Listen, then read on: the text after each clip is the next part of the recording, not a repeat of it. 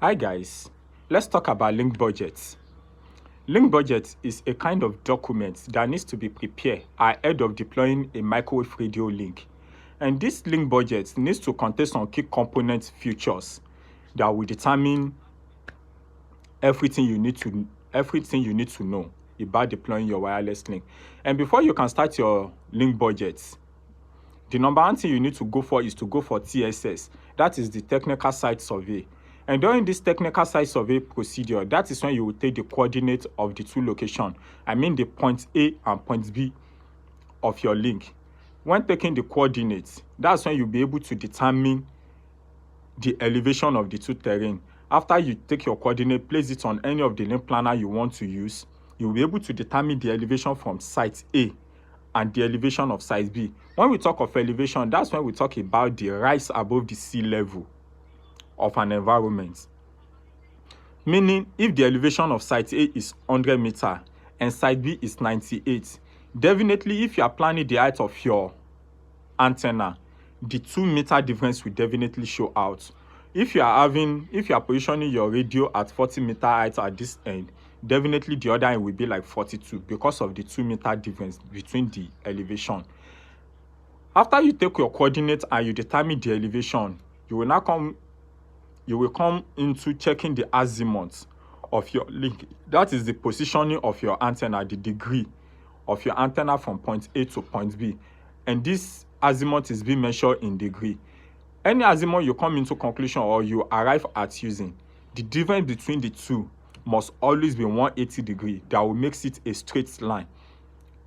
Any value you get aside, either above or below 180 degrees, is a wrong value. So your azimuth, the difference between the two azimuth of the location, must always be 180 degrees. When you get your azimuth right, that's when you now determine the antenna model you want to use. You will come about the antenna model. That's when you will determine the kind of vendor you want to use. Either you are using the Alcatel, the Ceragon, Samsung, Nokia, any of the antenna model you want to use. So after that, you will determine the antenna gain. Because you want to deploy a link, you already know the kind of capacity you want to push.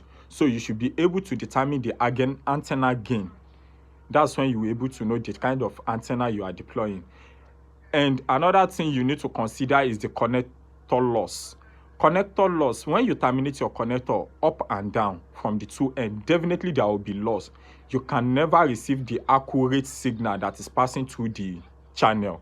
There will be loss as well. Before you now think of frequency. This frequency is very important because it's one of the key factors that will make you to establish your link easily.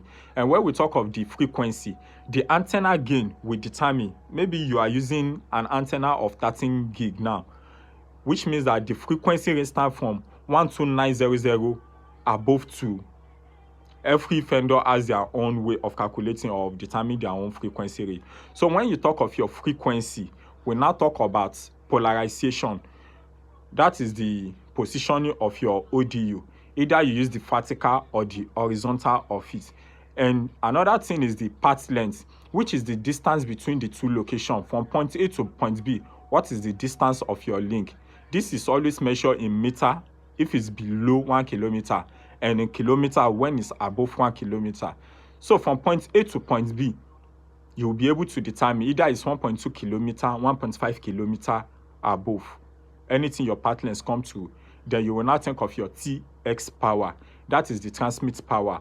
The transmit power which you have to configure inside your radio. After you configure your frequency, which you configure your antenna gain, the TX power is another thing, because that will determine how powerful your signal can transmit out of it.